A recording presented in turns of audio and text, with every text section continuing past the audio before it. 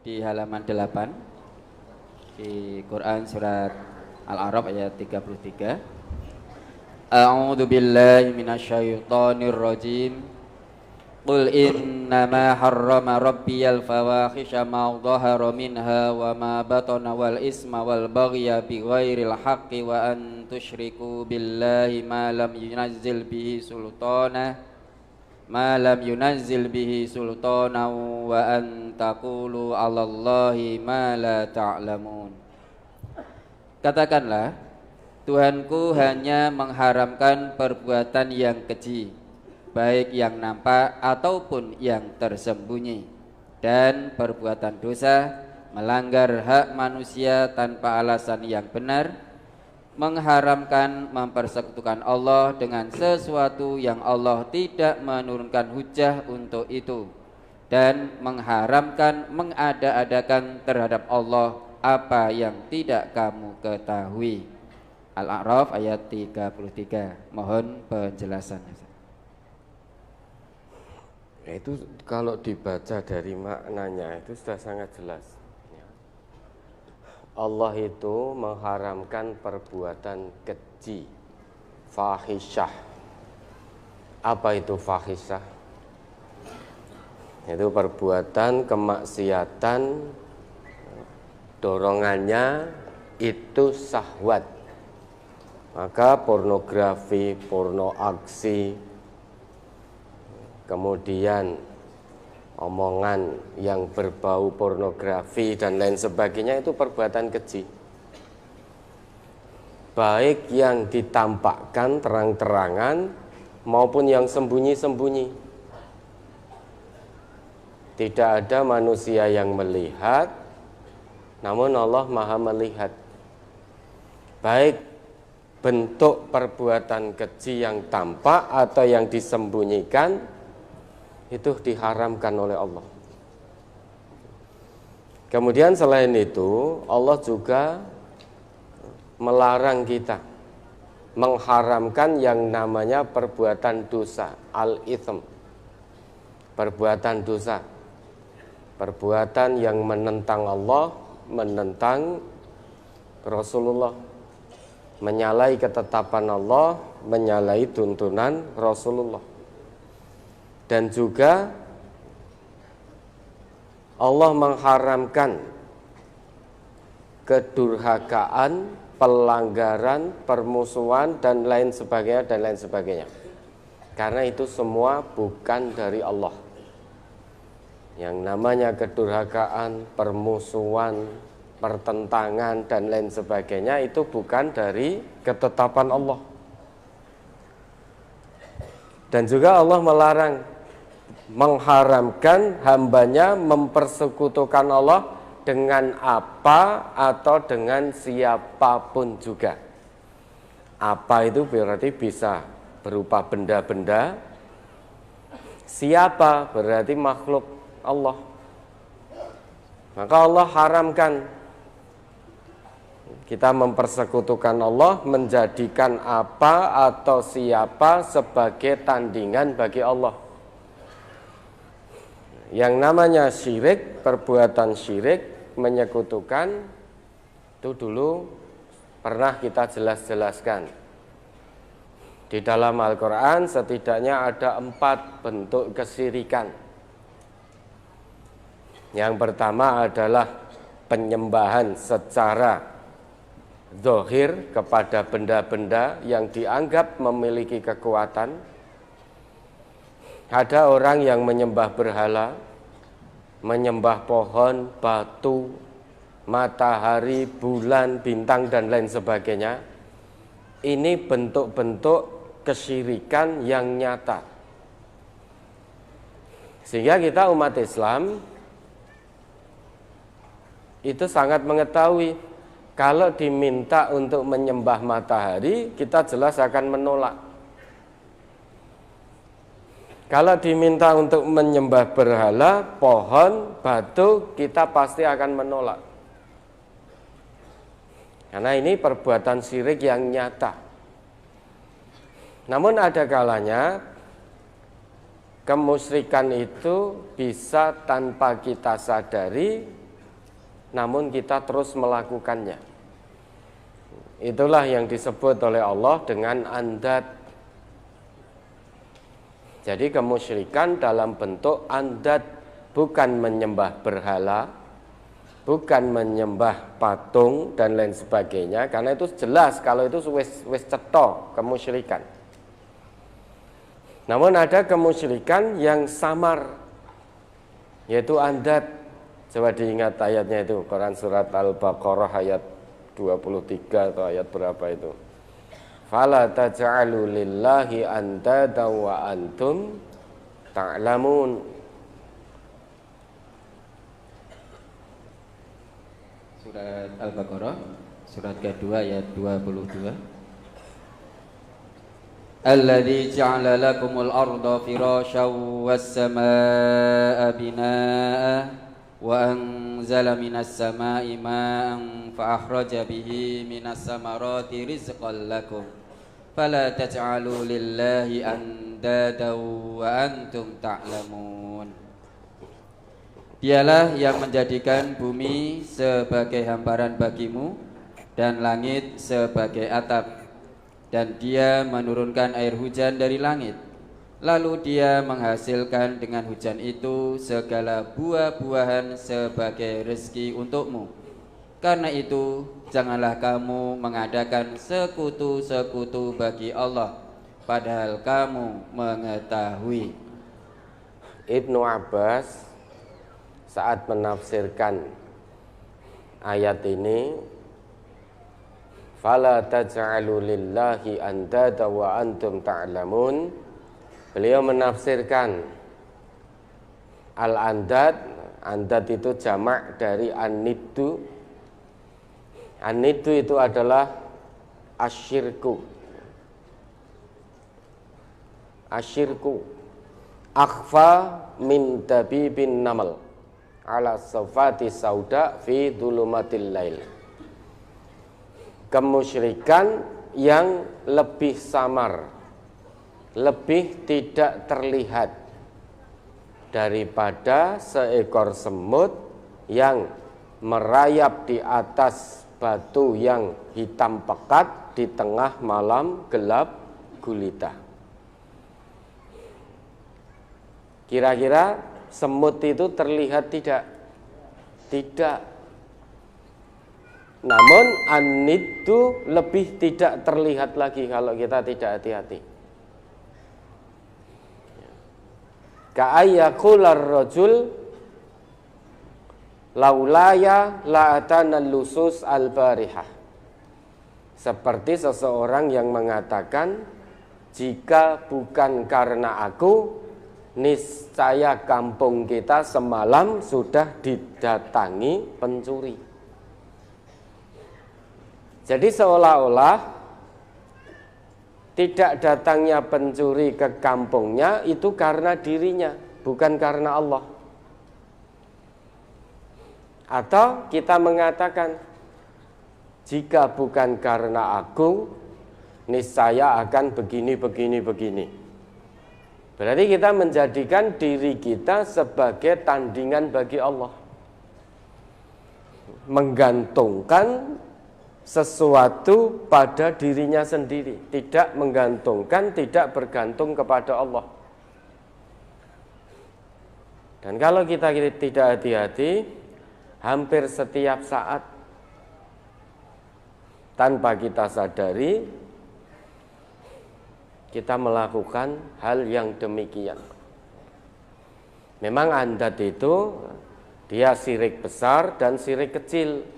Kalau syirik besar itu sudah jelas, menyembah patung, berhala, batu, matahari dan lain sebagainya. Tapi syirik kecil ya seperti itu tadi.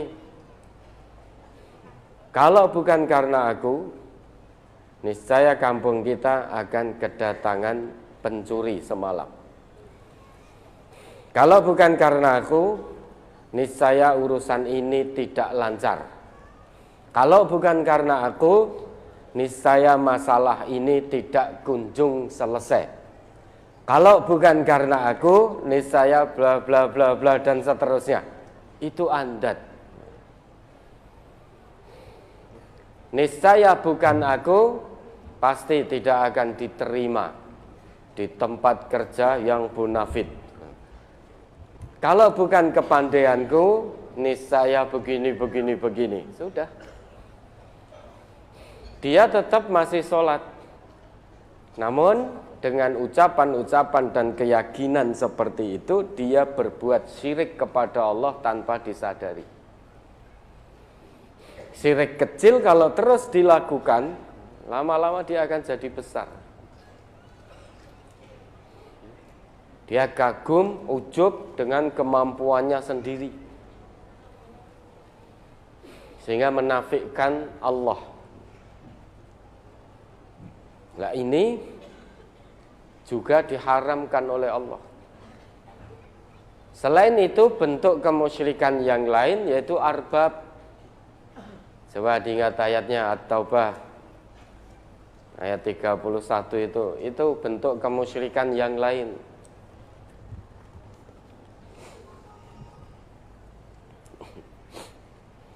Surat At-Taubah surat ke-9 ayat 31.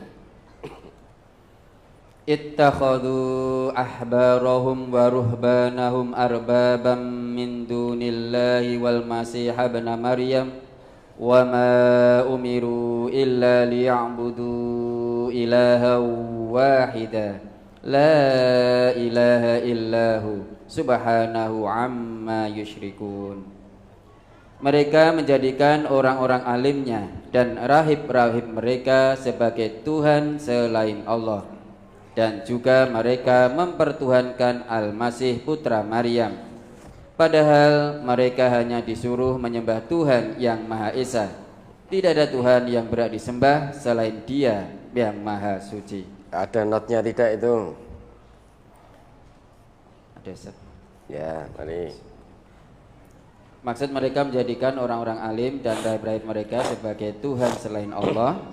Maksudnya mereka mematuhi ajaran-ajaran orang-orang alim dan rahib-rahib mereka dengan membabi buta.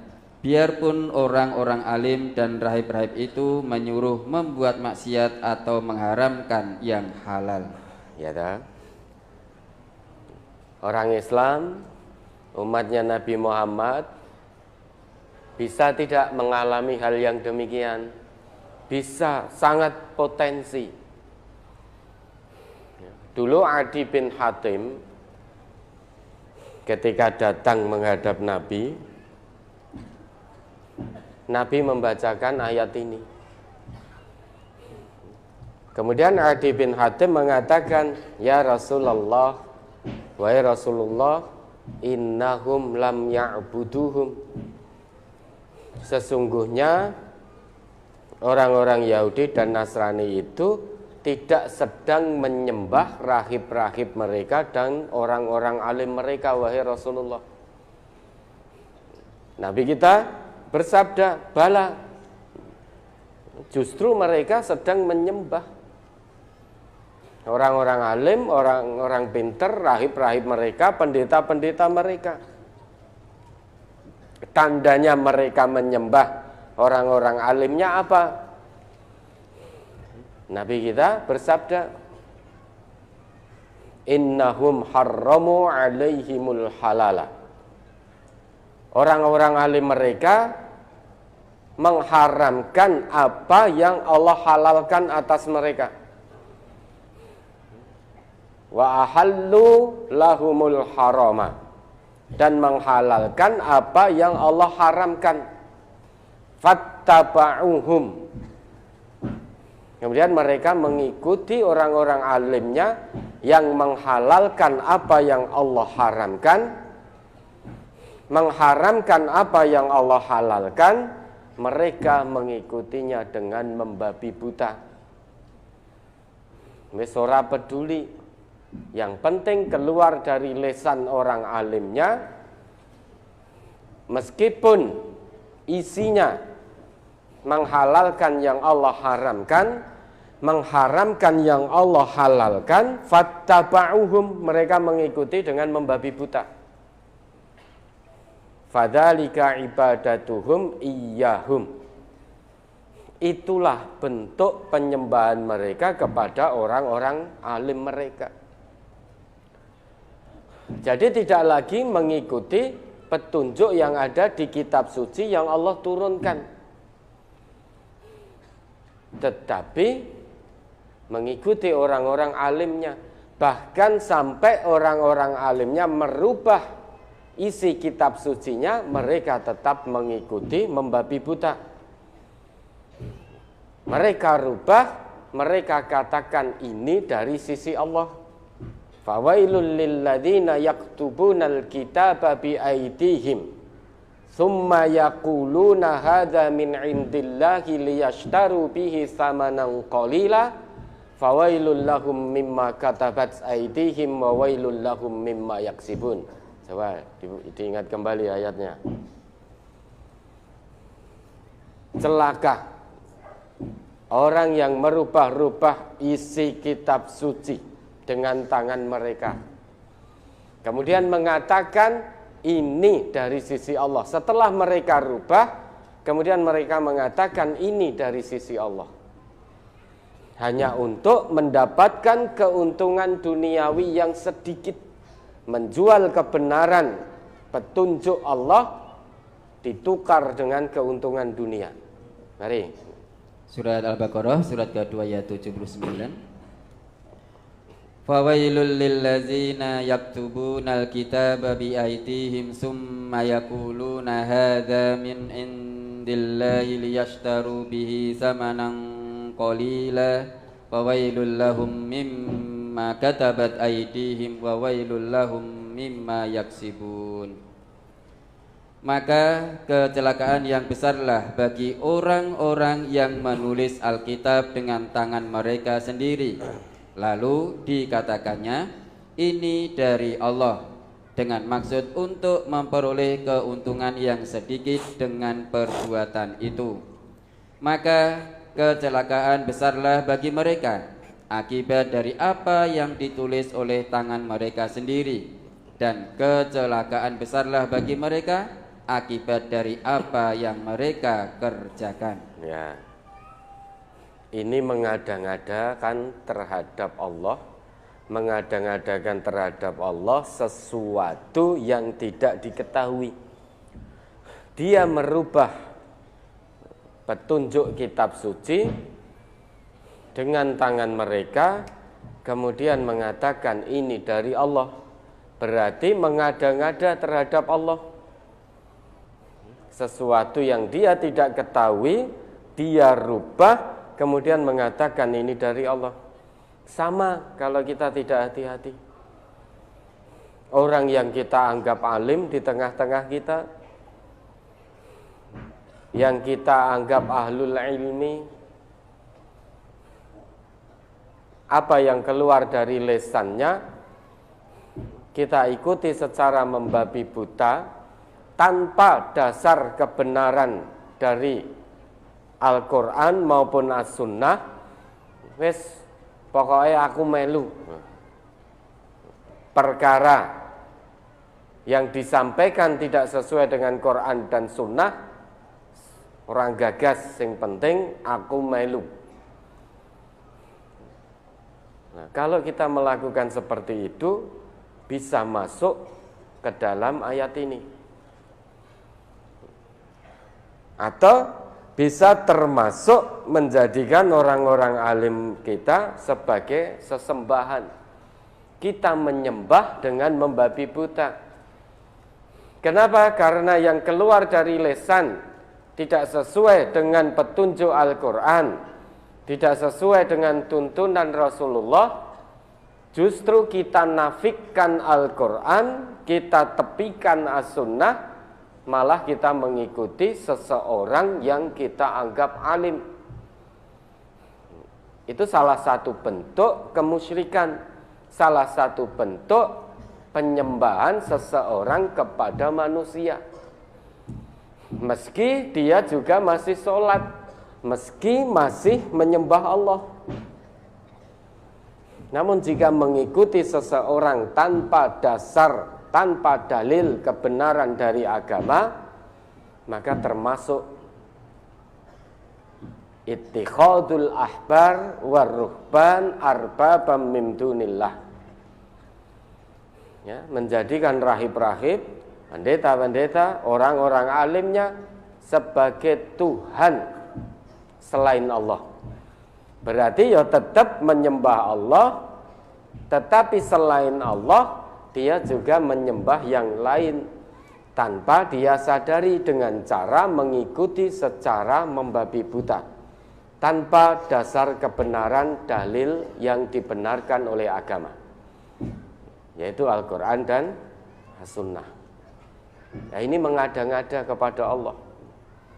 Sebetulnya bukan dari Allah, sebetulnya bukan dari Rasulullah, bukan dari ketetapan dinullah, namun dikatakan ini dari Islam, ini dari agama Allah. Wes rasah kakean tekon dalil. Karena disebut ke dalilnya malah ngeluh kowe. Wes pokoknya melu, madep mantep. Nah, ini hati-hati. Makanya ada nasihat yang bijak sekali, ungzuru ila ma qala wala tanzuru ila man qala. Lihat pada apa yang dikatakan, jangan melihat siapa yang mengatakan.